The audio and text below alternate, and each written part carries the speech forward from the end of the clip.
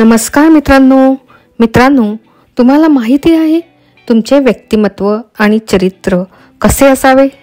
तर मग हा व्हिडिओ तुमच्यासाठी. मित्रांनो, कोणत्याही व्यक्तीचे व्यक्तिमत्व किंवा चरित्र त्याने परिधान केलेल्या उंची वस्त्रावरून अथवा त्याच्या मोठमोठ्या गप्पांवरून साकार होत नाही, तर त्याच्या विचारानुसार ते निर्माण होत असते. तर मग व्यक्तीच्या मनात मोठमोठ्या आकांक्षा व कोणत्याही भावना उगीच निर्माण होत नाही. या भावना आणि महत्वाकांक्षाच आपल्याला काम करण्याची प्रेरणा देत असतात. त्यांच्या विचारामुळेच आपल्याला काम करण्याची शक्ती मिळत असते. तुम्ही जेव्हा अगदी मनापासून एखादी इच्छा व्यक्त करता तेव्हा ती नक्कीच पूर्ण होत असते. मन, श्रद्धा आणि काम याच्या सहयोगाने केलेले प्रयत्न कधीच वाया जात नाही.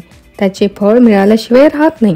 एखाद्या वस्तूची तुम्ही जेव्हा मनापासून अपेक्षा करता तेव्हा त्या वस्तूशी तुमचे नाते निर्माण होते.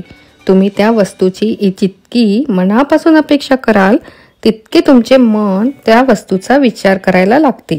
त्यामुळे मन, विचार आणि कर्माच्या सहाय्याने तुम्ही ती वस्तू मिळवण्यासाठी प्रयत्न करता. त्यामुळे हे संबंध अधिक दृढ होतात आणि एके दिवशी तुम्ही ती वस्तू नक्कीच मिळवता.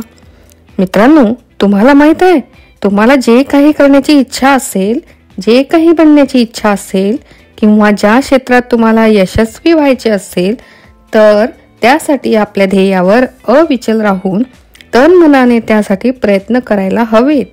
तुमचा निश्चय ठाम असायला हवे. विजय तुमचाच होईल. आश्चर्यकारकरित्या तुमच्या अपेक्षा पूर्ण होतात.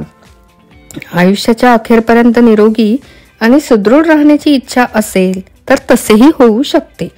फक्त त्यासाठी तुमच्या मनात तशा प्रकारचे विचार नेहमीसाठी असायला हवेत. मनात आणि आत्म्यात तुम्ही नेहमीसाठी पवित्रता, सुंदरता ठेवली पाहिजे. तर तुमचे मन नेहमीच पवित्र आणि सुंदर राहील. वृद्धत्व तुम्हाला येणार नाही.